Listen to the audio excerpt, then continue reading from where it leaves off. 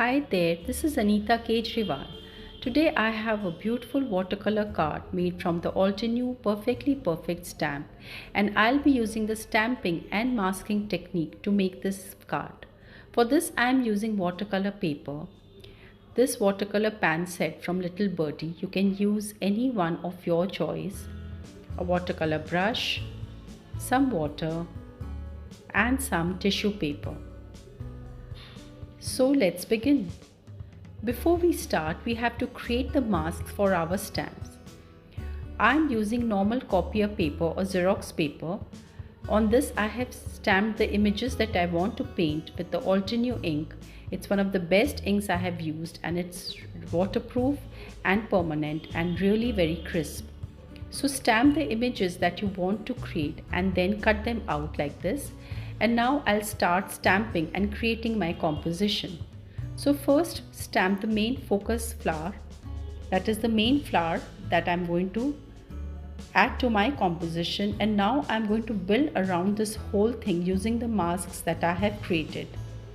So just see how I'm creating the mask and using them on my composition to create the entire picture.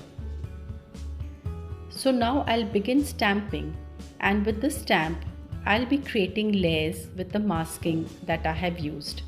So that is my second step. You will see how layers are created and you will feel that how the whole composition has come up with the simple technique of masking. So you can use this technique to create many cards, tags and projects, and even simple ones where you can create this technique with masking and create your projects. So I will now start putting on the music to see how I have built around the whole composition.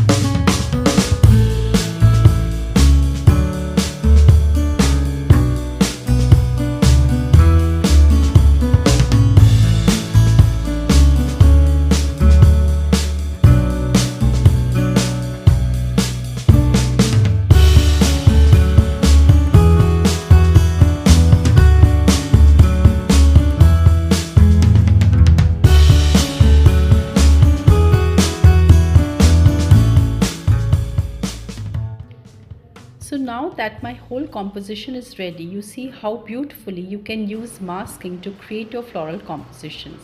So let's start painting now. I am using various shades of green with watercolor and painting my foliage. Watercolor gives me a beautiful option to use various shades of foliage. And now I'll be adding color to my flowers. I have chosen pink flowers, and for this first I'm applying a very light pink shade on the base, and later on adding paints on the shadow areas or wherever there are lines marked on the stamped image. Just follow what I'm doing using the various shades of pink, and then you will be really very happy to see how wonderfully you too can paint using the technique which I have shown here. Remember to add shades in the darker areas and paint the petals one by one using alternate petals because we are using watercolor. I hope you will enjoy this whole procedure and create beautiful stamped projects with the masking technique. You can use this card for the Mother's Day as the sentiment here is just perfect for her. All the products for this card are linked in the description box below. Do subscribe to my channel if you like this video. I will be coming up with more videos relating to card making and scrapbooking in the future. Thanks a lot for watching, and I hope you really enjoyed watching me the whole